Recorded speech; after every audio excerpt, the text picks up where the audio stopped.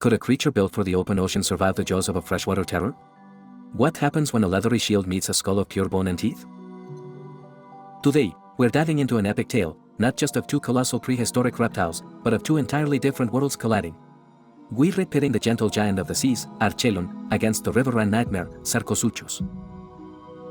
These were titans of their age, each an apex predator in its own right, but they lived millions of years apart, carved out vastly different niches, and evolved unique strategies for survival. Prepare to journey back in time, to an era when nature crafted monsters on a scale we can barely imagine. We'll uncover the secrets behind their incredible sizes, their fearsome adaptations, and what made them true rulers of their respective domains. Let's begin our journey in the late Cretaceous period, roughly 75 to 65 million years ago. Imagine warm, shallow seas covering much of what is now North America. Here, a true behemoth swam with quiet majesty, Archelon esqueros, the largest sea turtle ever discovered. This wasn't your average beach-dwelling turtle, Archelon was a leviathan. Stretching over 4 meters, or more than 13 feet, from the tip of its beak to the end of its tail, Archelon was longer than many modern cars. And its weight? A staggering 1 metric ton, or over 2,200 pounds. To put that in perspective, that's heavier than a fully grown polar bear. What made Archelon so unique? Unlike the hard, bony shells of most turtles we know today, Archelon's shell was primarily made of leathery, cartilaginous tissue. Think of it less like a solid helmet and more like a sturdy, flexible shield, supported by a network of bony ridges underneath. This design wasn't a flaw, it was a brilliant adaptation. A flexible shell reduced drag, allowing Archelon to glide through the water with incredible hydrodynamic efficiency, making it an agile swimmer despite its immense size. Its limbs were massive, powerful flippers, perfectly engineered for propulsion, propelling this colossal creature through the ancient ocean with effortless grace. Archelon's head was relatively large, ending in a powerful, hooked beak. This wasn't for tearing into large prey. Instead, it was perfectly suited for crushing the soft bodies of its favorite meals, jellyfish, squishy crustaceans, and other soft-bodied invertebrates that filled the prehistoric oceans. It was a specialist, thriving on an abundant food source that many other large predators ignored. Imagine this gentle giant, slowly cruising through the clear waters, occasionally snatching up a shimmering blob of jellyfish with its powerful beak. Its diet and body shape paint a picture of a creature perfectly optimized for open ocean life, a slow, steady hunter in a vast aquatic world. Now, let's rewind a bit further in time, about 112 million years ago, to the early Cretaceous period. We're not in the open ocean anymore, instead, picture sprawling rivers and floodplains in ancient Africa and South America. Here, lurking in the muddy depths, was a creature of terrifying power, Sarcosuchus imperator, often nicknamed the Super Croc. If Archelon was the ocean's gentle giant, Sarcosuchus was the river's undisputed tyrant. This wasn't just a big crocodile, this was a colossal, living tank.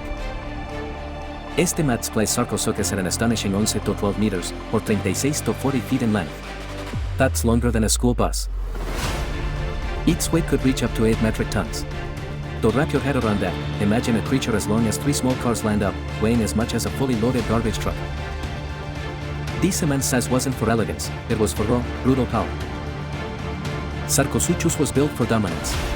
Its body was incredibly robust, covered in thick, bony scutes, far more heavily armored than any modern crocodile. This wasn't a streamlined swimmer like Archelon, this was a creature designed to ambush, to overpower, and to hold its prey in an unbreakable grip.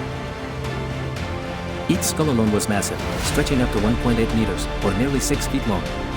And within that formidable skull was a terrifying weapon, a long, narrow snout lined with hundreds of razor-sharp teeth. These teeth weren't just for biting, they were designed to grasp, to hold, and to subdue. They interlocate, creating a death trap that few creatures could escape once caught. Sarcosuchus wasn't interested in jellyfish. Its diet likely consisted of whatever unfortunate creature strayed too close to the riverbank.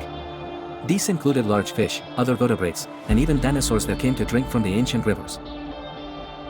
Imagine a young dinosaur bending down for a sip of water, only for the entire riverbank to explode into a fury of scales, muscle, and teeth. Sarcosuchus was the ultimate ambush predator, perfectly adapted to its riverine environment, waiting patiently beneath the surface before unleashing its devastating power. So, here we have them, two incredible reptiles, each a marvel of evolution, yet fundamentally different.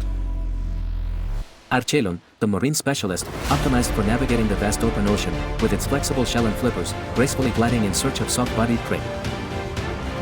Sarcosuchus, the semi-aquatic brute, a master of ambush in murky river waters, built for raw power and devouring anything that moved.